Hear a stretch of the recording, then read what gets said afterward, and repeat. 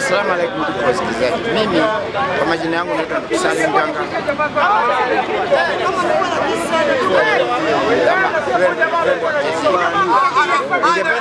Ningependa kuwafahamisha neno ambaye imefanyika jana kwa wananchi wote wale ambao wanaelewa mambo vile ambayo yamefanyika na vile ambayo tuna macho ya kuangalia, kwa sababu hekima ni Mungu kupeana. Kulia vile ambayo tunaona jambo ambalo linafanyika, tunaona kwamba hiyo ni utani wa hali ya juu sana, yaani jokes za high standard. Imagine bwana ule ambaye alikuwa na jidai ni kama amekuja kushtua president na kumletea Biblia na kumwaga pale Kilifi. Tukiangalia kwa kina tunaona huyu bwana ndio ule ambaye alikuwa anamuuzia mahindi. Kwa hivyo tumeona kwamba hii ni utani hali ya juu. Hii ni mambo ambayo haijafanyika mara moja, hii ni mara ya pili ambaye ni jambo ambayo imefanyika ambayo inatuibisha kama Wakenya na tunaikashifu kwa vikali sana, ambayo tunaona kama hiyo ni upuzi wa hali ya juu. Ya kwanza, tunakumbuka ule mama ambaye alikuwa anakaribisha rais huko Kisii na akamshukuru kwa sababu ya kuwapatia kisiagi ya mahindi. Huyu mama ndio ule tu alikuwa anakaribisha President Meru na kumpatia na akamshukuru kwa sababu ya kuwapatia mnanda wa ng'ombe. Na huyu tu ndio ule mama ambaye alikuwa anafungua nyumba pale Mkuru kwa Njenga.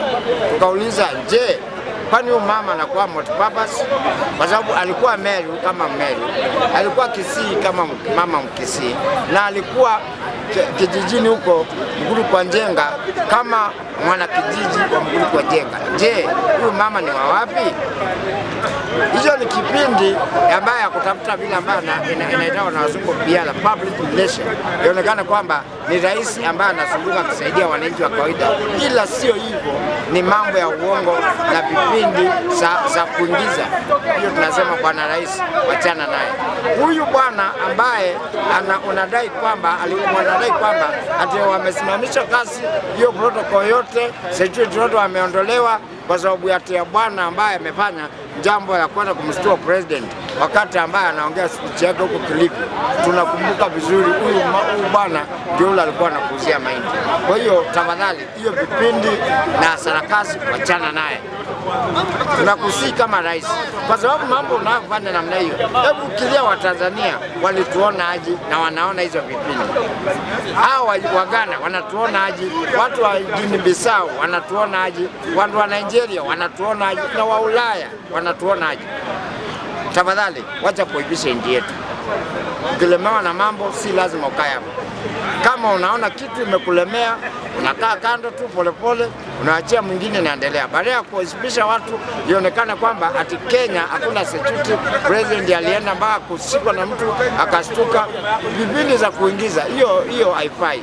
Huwezi kuwa president na wewe ni mtu wa vitimbi na sarakasi, hiyo haiwezekani.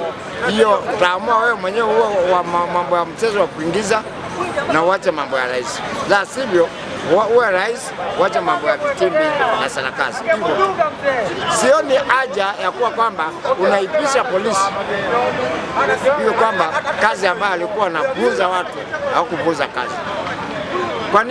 Kwa nini Kenyatta hakufanywa namna hiyo, mzee Jomo Kenyatta? Kwa nini Uhuru hakufanywa namna hiyo? Kwa nini Kibaki hakufanywa namna hiyo? Mbona wewe umefanywa mara kadhaa? Huwezi kujiuliza hiyo swali. Hiyo kipindi imefanyika Isiolo, hiyo kipindi imefanyika Kilifi, hiyo kipindi imefanyika Sui, kiatu imetupwa huko, hata hapa Kithurai Sui katubiwa hii nini ya mahindi. Hapana. Mwanaume, hiyo si mzuri. Ile kitu ambayo iliyoko, wacha kuibisha watu wengine. Kama kazi imekulemea, wacha kusababisha kuona wengine kama wamelemewa na kazi. Siko mbaya. Na kusii wewe mzee mwenzangu, hakuna haja ya kuwasababisha watu wengine wakose kazi ama yaonekane kama wenye kucoach ama kutrain polisi kama kufanya kazi. Hiyo si mzuri. Na watu wamefanya kazi. Naambia mgala muwe na haki mpya. Kama polisi wametrain watu wakawa kama wanalinda rais vizuri, mimi naelewa kwamba rais anastahili kuwa mahali ambaye amesimama 3 meters square hakustahili kuwa na mtu. Hawa ambao wanafuata kuanzia 3 meters square, hao ni watu wa security, mapolisi ambao wanamlinda na watu wa jeshi ambao wanamlinda. Hiyo ina maana kwamba hiyo kazi wote ambayo tunalipa pesa watu wakavunjwa, sasa ilikuwa kazi ya bure. Kwa nini huyu bwana, ule bwana ambaye alikutubia kiatu hadi wa leo story yake ilienda namna gani? Ule bwana ambaye alikutubia hiyo mahindi ya mahindi kazi yake mambo yake imeenda namna gani hadi wa leo? Na ulikuwa pale, kama sio vitimbi na vioja mahakamani, sio hapana. Wacha kutuona kama si ni watoto wadogo, si ni watu wazima na tuko na natural wisdom. Mzee, mambo hiyo ambayo unayofanya wachana naye.